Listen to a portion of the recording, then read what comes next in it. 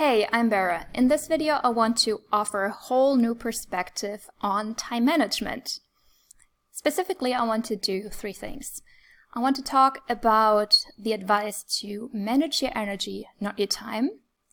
I also want to go into how helpful that advice is, how true it is.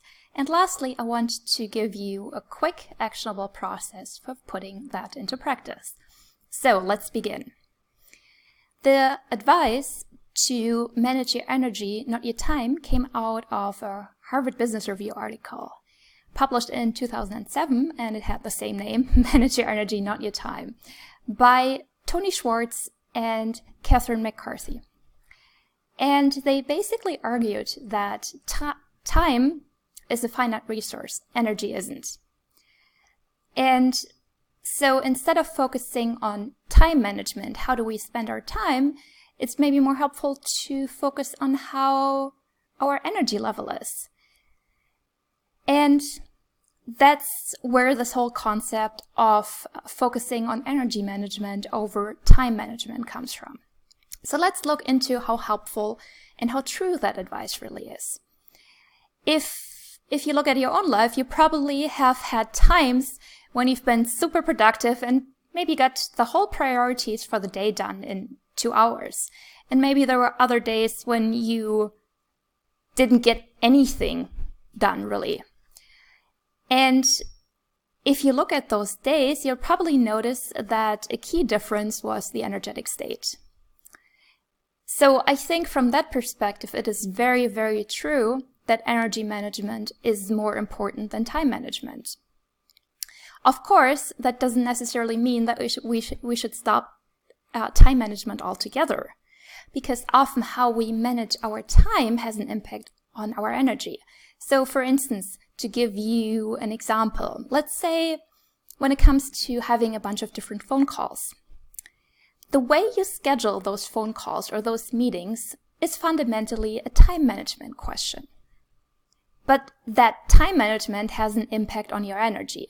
So for instance, for a lot of people, it can be really helpful if they schedule these things together so that they have more free time at other points during the week. And that really sustains their energy. So I think time management and energy management are actually not that inseparable, are actually not that easily separable. There's a bunch of overlap. And that's why I think you probably should manage both your time and your energy. But perhaps your energy is really much more important. So let's move to the last point, where I wanted to give you a quick actionable process for putting this into practice, for practicing energy management. And I will mention all these points. If you missed something, this is based on an article I wrote. I'll put the link into the description of the video so you can go back there and check it out if you missed something. So the first thing that I would like for you to do is to write down a list of 5 things that really support your energy. And that can be stuff like getting enough sleep, eating healthy food, drinking enough water, going for a walk, or other forms of movement, whatever it is for you. Just write down those 5 things. And then create another list and write down 5 things that drain your energy. And that could be binge watching something on Netflix, it could be eating junk food, it could be not getting enough sleep. Again, whatever it is for you. Then when you have these 2 lists, pick one item from each list. So for instance, let's say from list number 1, you pick drinking enough water.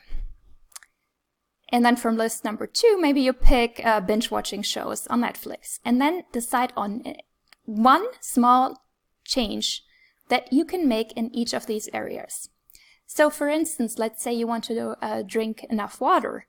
One way to do that is to get a water bottle, a refillable water bottle, and just make sure you have that on you at most times. And that by itself might help you drink enough water. And for the Netflix, I actually shared that in a previous video. Binge watching Netflix, perhaps just disable autoplay, and that by itself may be enough. And and like to help you manage your energy in that way. So to summarize, we talked about where manage your energy, not your time, came from. If it actually holds true, I think it does, except it is also important to manage your time. So it's not one or the other, they're mutually supportive. And lastly, I gave you a quick process for putting that into practice by creating a list of 5 things that support your energy or drain your energy. Had you pick one item from each of the lists and then one very small change to make. So I hope this was helpful for you. If you liked this video and would like to see more, please subscribe to my YouTube channel. Thank you, and I look forward to see you in the next video.